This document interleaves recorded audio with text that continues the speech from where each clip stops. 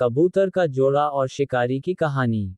एक निर्जन स्थान में एक व्याध रहता था। उसके परिजनों और सगे संबंधियों ने उसका त्याग कर दिया था। वे उसके जीव हत्या के कार्य से अप्रसन्न थे। उन्होंने उससे कई बार जीव हत्या का त्याग करने की प्रार्थना की, किंतु व्याध नहीं माना। अंततः वे सब उससे दूर हो गए। व्याध को शिकार में बड़ा आनंद आता था। वह अपना अधिकांश समय पशु पक्षियों के शिकार में व्यतीत किया करता था। दिन भर वह जाल और लाठी लेकर वन में भटकता रहता था। वह दिन पर दिन निर्दयी और क्रूर होता जा रहा था। एक दिन उसने जाल बिछाकर एक कबूतरी को फांस लिया। उसे लेकर प्रसन्नतापूर्वक वह अपने घर की ओर प्रस्थान करने लगा कि बीच रास्ते में बादल घिर आए और वर्षा होने लगी। वर्षा के जल से व्याध पुनर्तः भीग गया। वह सर्दी से ठिठुरने लगा।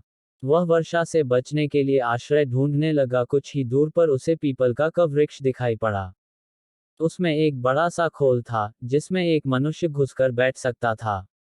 व्याध ने सोचा कि कुछ देर के लिए यहाँ शरण लेना उचित होगा।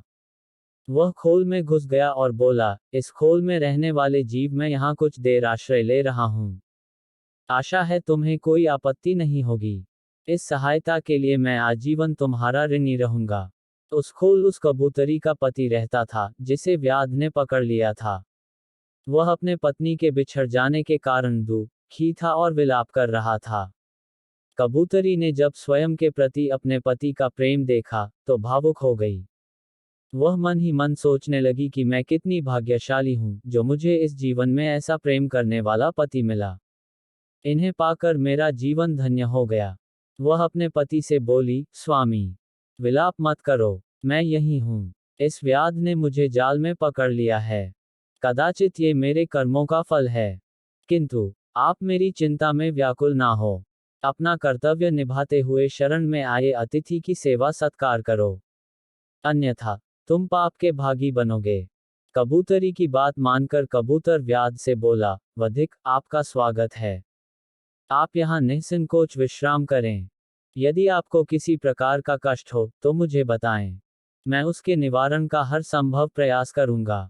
व्याध बोला, मैं वर्षा के जल में भीग गया हुआ, मुझे ठंड लग रही है, कुछ ताप की व्यवस्था कर दो। कबूतर ने लकड़ियां जमा की और उसे जला दिया। अतिथि आग सेंकने लगा और उसकी ठंड दूर हो गई। फिर कबूतर ने सोचा कि अतिथि अवश्य भूखा होगा, मुझे इसके लिए भोजन की व्यवस्था करनी चाहिए। किंतु उस समय उसके पास अन्न का एक दाना नहीं था। वह विचार करने लगा कि क्या करूं कि अतिथि की भूख शांत कर सकूं। कुछ देर विचार करने के बाद उसने निर्णय लिया कि अब तो कबूतरी भी मेरे साथ नहीं है, मैं जीवित रहकर क्या करूंगा। मुझे अपने ही शरीर त्याग कर व्याध का भोजन बन जाना चाहिए। यह सोचकर वह आग में कूद गया। उसका ये बलिदान देख व्याध की आत्मा व्याकुल हो गई। वह आत्मग्लानि में डूब गया और मन ही मन स्वयं को धिक्कारने लगा। उसी क्षण उसने कबूतरी को मुक्त कर दिया। कबूतरी ने जब अपने पति को आग में जलता हुआ देखा, तो विलाप करने लगी और कहने लगी कि ये मेरे कर्मों का फल है, जिसकी सजा आपको मिली।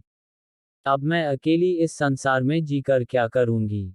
कबूतरी ने भी आग में कूदकर अपने प्राणों का त्याग कर दिया। कबूरत और कबूतरी का ये बलिदान देख व्याध की आंखें खुल गई। उसने उसी समय जीव हत्या त्याग देने का प्रण किया।